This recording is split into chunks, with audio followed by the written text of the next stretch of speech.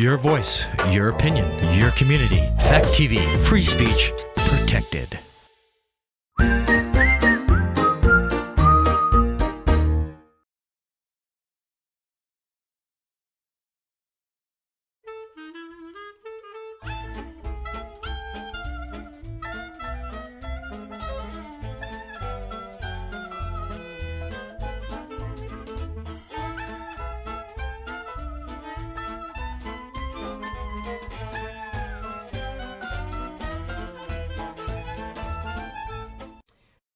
Would you just look at all these delicious looking fruits and vegetables? You know what I think we should do? What? I think we should eat them all. You want to help me eat them all? Yeah. You think we can eat them all? Which one you want? Peach. Peaches? Oh, let's just eat them all. Oh, but we might have a stomach ache if we eat them all. Don't you think? Yeah. Oh, you know what we could do with them? We can can them. Yeah. Just can it. Just can it. That was lots of fun to say. Let's say it again. Just can it. Oh, that is fun to say. Oh, hello there. Welcome to Grandma Kitty's house. And I'm Grandma Kitty, of course. My grandson and I were just talking about what to do with these fruits and vegetables, and we decided we'll just can it. What's that? No. We're not trying to be rude. No, we're talking about canning fruits and vegetables, putting them in, well, they're actually jars and not cans, but it's called canning. But I just love fruits and vegetables, don't you? You're very good at eating your fruits. Yeah, fruits and vegetables are just so delicious. Tomatoes. What's that? I don't like tomatoes. You don't like tomatoes, though. No, I know you don't like tomatoes, but you do like peaches and carrots and apples. I Yeah. like ketchup, sauce, and everything like that. Yeah. You know what? I have a story here about some fruits and vegetables. This is about a man who loves fruits and vegetables too, and he sells them. So let's read this together, shall we? It's actually called A Fruit and Vegetable Man, and it was written by Ronnie Schotter, and it was illustrated by Jeanette Winter. And this is a little bit longer than what I usually read, but let's read this together, shall we? Okay, let's skip it. Ruby Rubenstein was a fruit and vegetable man. His motto was, I take care. 6 mornings a week, long before the sun was up, Ruby was. Is it time, Ruby? His wife Trudy always asked from deep under the covers. It's time, Rudy always answered. Then he'd jump out of bed, touch his knees, then his toes, and hurry uptown to market to choose the ripest fruit and vegetables for his store. For nearly 50 years it had been so, ever since he and Trudy first sailed across the ocean to make a new life together.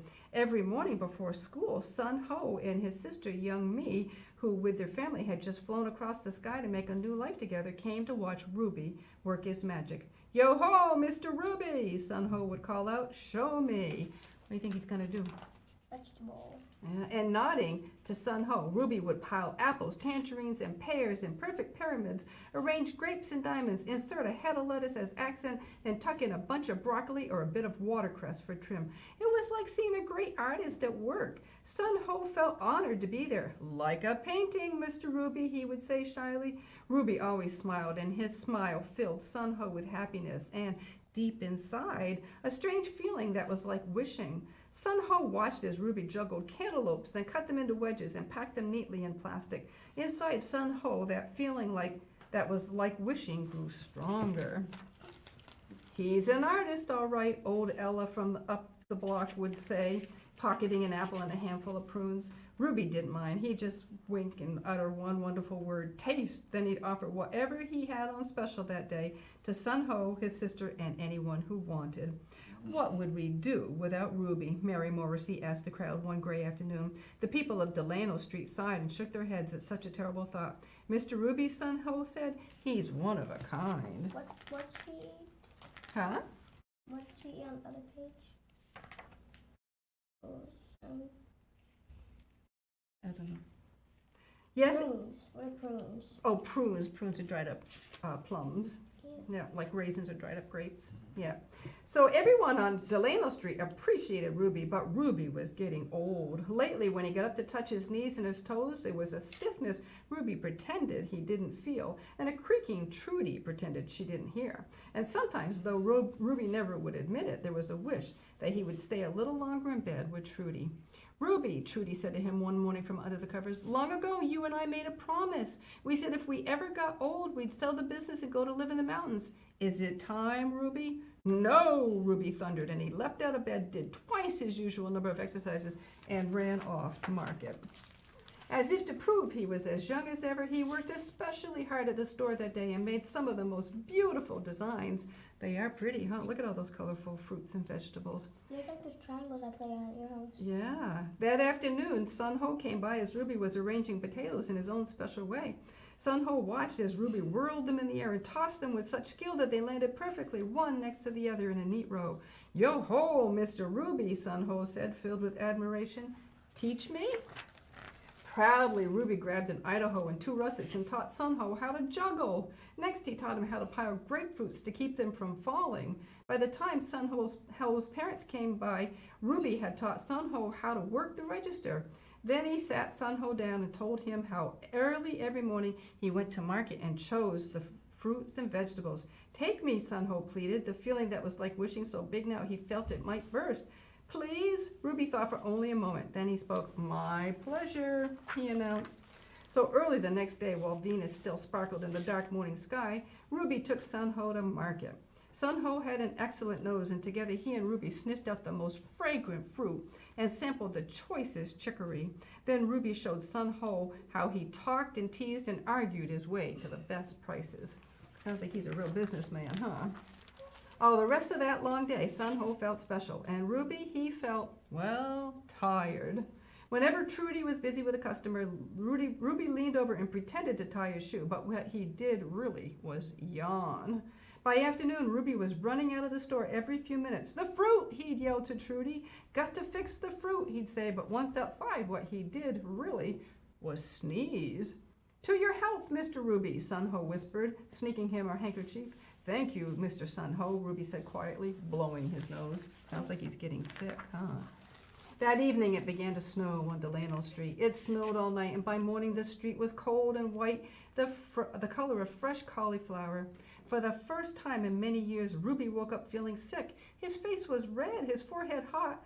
No work today, Fever. Rudy said. Yep, he's got a fever. Ruby's fruit and vegetable is closed until further notice. What would the people of Delano Street do without him, Ruby wondered, but he was too sick to care.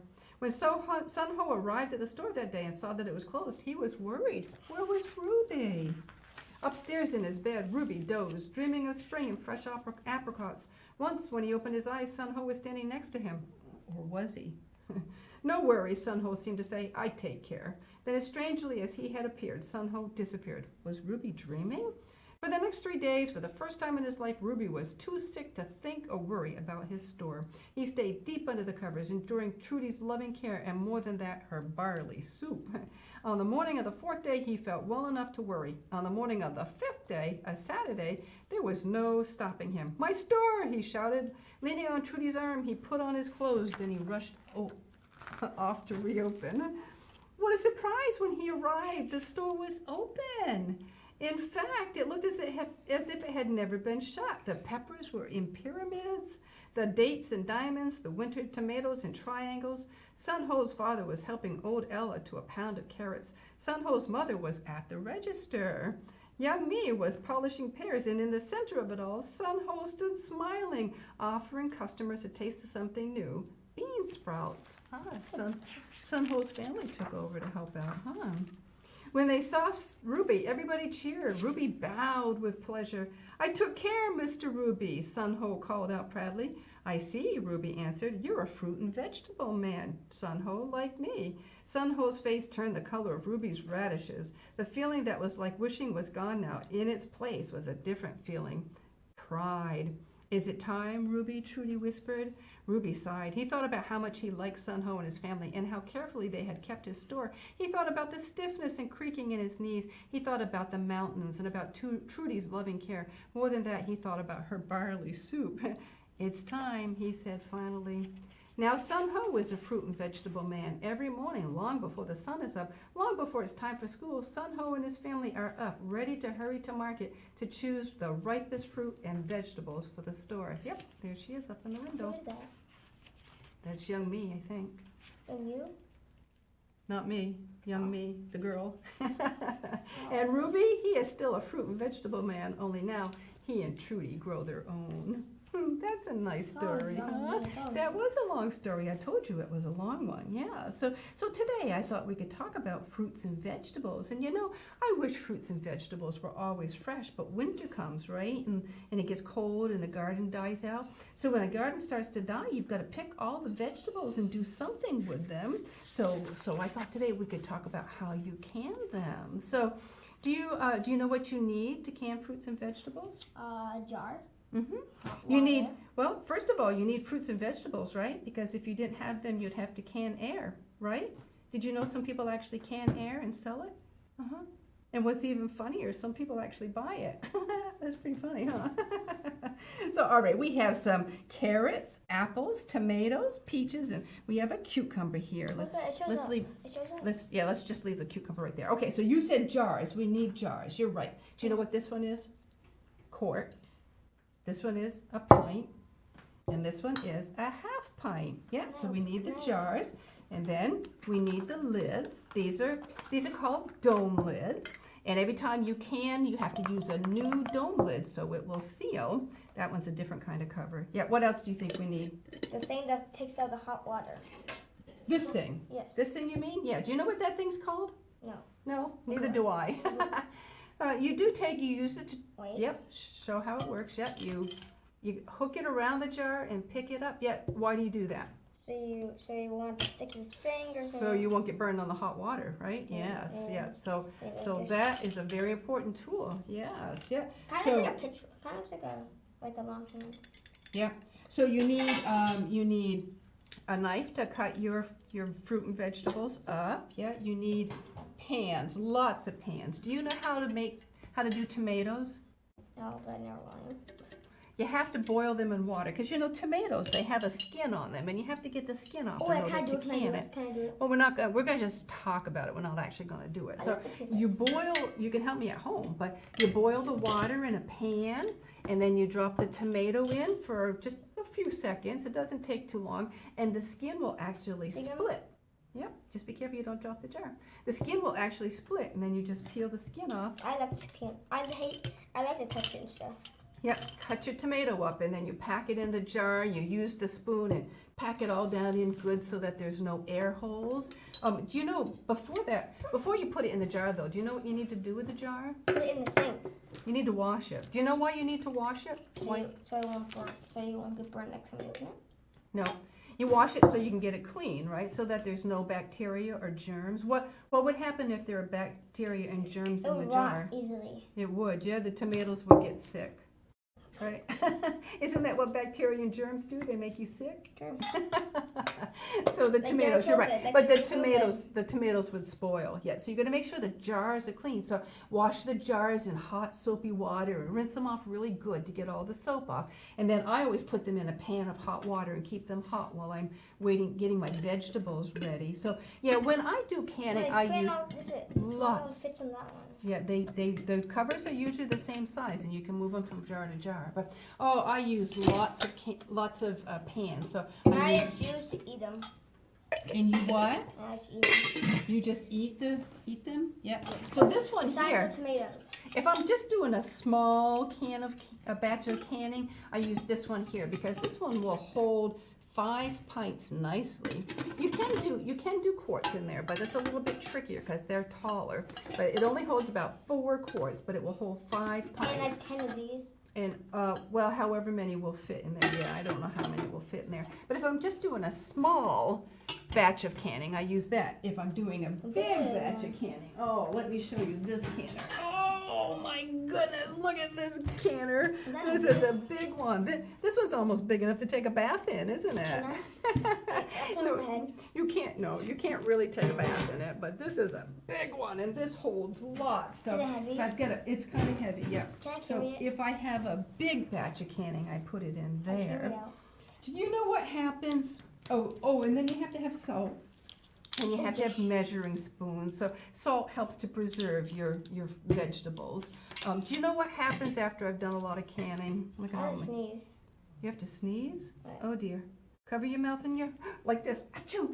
Okay, So if I do a lot of canning, I have a lot of dirty dishes to wash. Yeah, look at all the pots and pans that I get dirty. Yeah, so, oh, okay, so wait a minute. So yeah, if we're gonna can tomatoes, find the jar of tomatoes and show everybody what the canned tomatoes looks. What kind? Yeah, so this is what the tomatoes look like. Oh, bright red. I peeled them. Yeah, you can help me. Yeah, so Are we doing it tonight? oh, I don't know. I have to see how many tomatoes I have in my garden. But this is what the tomatoes look like after they're all canned. Yeah. Oh, and then peaches. Canning peaches, a lot like canning tomatoes. You put them in the water and peel the skin off, and look, here's what the peaches look like when they're all canned up. And Christmas Yeah. pickles. Oh, you want to show the pickles? Okay. I love those. Cucumbers. There's just so much Sugar, you you can see do. this looks like rotten. So much you can do with cucumbers. You can't can cucumbers and keep them like cucumbers, so you have to turn them into pickles. Right? Lots of different kinds of pickles that you can make. Yep, show us the pickles. I love pickles. This is bread and bread and butter pickles. So if you're making bread and butter, you slice them this way so that it makes round pieces. What's this one? Do you know what this one is? Just stop swimming around in it. That's dill. Yeah, these are dill. You put dill in there to make dill pickles. Dill pickles, you cut them in strips and make spears, not like swords and spears and that kind of stuff. No, you just cut them in strips and pack them in. You put the dill on the bottom and pack the pickles the cucumbers all in there. Then you got This, my favorite. Oh, but you know what? You can make relish with cucumbers, but you know what this relish is made out of? Tomatoes. Tomatoes. Yep. This is green tomatoes. like Yeah. these. Yeah. I like these. Oh, These and are my Christmas favorite. pickles. Yeah, Christmas pickles. You cut them in chunks. Do They're you know really good. I love Christmas them. pickles? Look, Christmas pickles are pink. Some people call them cherry pink, but they're pink. Do you know what makes them pink? Cherries. Yeah, cherries. Can I have, Yeah. Can I, You can add cherries later, but I like to drink it. the cherry juice. Oh It's- yeah, it's yeah. hot. Bumpa likes me to make jelly out of the cherry I want juice. some of these Yeah. Christmas pickles. Oh, Christmas pickles are sweet and they are delicious. Oh, I just love Christmas pickles. But Oh, can I have some later? I did make some already this year. Look, that says 2021. So I This did is last make year. some. This is. This is old. These are old. Yep. Can you eat Older than you probably. Yeah, 2010. Yeah. Is that all our jars that we have to show? Yeah. So, do you know when you take them out of the water and you set them on the counter, do you know what they do? Have you ever heard them? They go pop, pop, pop, pop. Do you think that's a good sign? Yes. Yes, when they pop, that is definitely a good sign because that means they sealed. If they don't pop, then you have just wasted all your time. Oh, the apples. We didn't talk about the apples. Grandma. Do you know what I do with the apples? I make them into applesauce. I cut them up and cook them in water. Okay, careful so you don't break them. And then this thing here, this is really fun. Do you know what this Give is? me my turn. This is a food mill. It's my turn. So you put the apples, the soft apples in there after you cook them. Oh, it's not gonna work like that, silly. You gotta cook them first so they're soft. But then you can see how many jars, how many pans it takes to do canning. But then you put the apple in and you crank it, and that makes the applesauce. I don't can applesauce though. I cheat and put it in the freezer. There. I cheat and put it in the freezer. It's just easier to do that way. A lot of people don't can anymore because it's just so much easier to put things in the freezer. So a lot of people don't bother to can. But oh, if you can, oh, things look beautiful. You have all these bright, beautiful, colored jars in your cupboard. And don't do that, sweetie. Okay, you know what? We need to move on to Move and Groove or we're going to run out of time. Okay, so it's not going to work It's anyway. squishy. See, it's squishy. Yeah, but you have to cook it. Oh, and I forgot to show you. Look, here's something else you need. If you're making pickles, oh my goodness, you need vinegar. I make so many pickles, I buy a big jug of vinegar. All right, hop up and let's do Move and Groove or we are going to run out of time. All right, just a minute. Okay, right here. All right. This is the same song we did last time because this is, oh, every good thing and fruits and vegetables are a good thing. Every good thing, every good thing, every good thing, every good thing, every good thing, every good thing, every good thing, every heartbeat, every day we get to breathe, you're the reason for anything that lasts, every second chance, every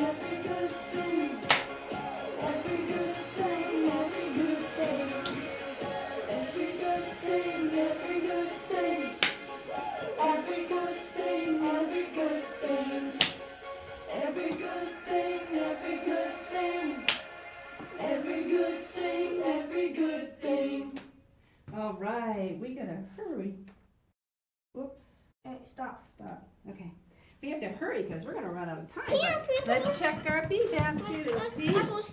what are the things we want to be. So, Can I put oh, let's see. this in this? Let's talk about this. Be thrifty. So, do you think if you can all this stuff up and save it that you're being thrifty? What does that mean? Thrifty? Oh, thrifty. Oh, let me tell you what thrifty means. So thrifty means, it means to use your money and resources wisely and not be wasteful. Yep, that's because that thing cut into it. It means to use your money and resources wisely and not be wasteful. So if you're canning things up, are you being thrifty? Yes. Yes, because you're saving your resources and you're not wasting them, right? You're not using them foolishly. Yeah. Have you ever gone to thrift shops? They give free things. Sometimes, yeah, but that's why they're called thrift shops, because people are thrifty. And you know, you might as well go to a thrift shop and buy something at a cheaper price. So if you, okay, let me just ask you this, then we can finish up. So if you went to the store and you wanted pickles and you didn't care what kind of pickles you got, and this jar here costs $4 and this jar here costs $3, if you're thrifty, which one will you buy? The one for $4 or the one for $3? 3. The one for $3, right, and that leaves you an extra $1 to do something else with, right? Yeah, so I knew you were going to ask for the money. You can have it for your allowance, but what if your brothers are watching? Shush. Oh, we'll just tell them that this is your allowance a day early. Yeah, you'll get yours tomorrow, boys, yes. All right, so yeah, a thrifty person is careful with their resources and doesn't waste them. Like you're careful with your water and don't waste your water. Don't waste your food, right? Like we're talking about here, don't waste your food. Yeah, okay, don't hurt your leg. All right, so did you know that the Boy Scout law actually has be thrifty in it, be trustworthy and loyal and be thrifty. So we should all be good Boy Scouts and be thrifty, right? I'm a Boy Scout. So be a good Boy Scout or Girl Scout and be thrifty, yeah. So, oh my goodness, I think we have some work to do, all these fruits and vegetables that we have to can up. So you know what? I think we have to say goodbye to our friends, okay? So let's say goodbye to our friends, all right, and thank them for joining us. Well, thank you for joining us, and now we'll have to go work on our fruits and vegetables. Okay, go ahead. Bye-bye. All right, thank you for joining us, and we'll see you next time. You take care, stay healthy, safe, and happy, and Grandma Kitty will see you next time. Bye-bye. He looks rotten.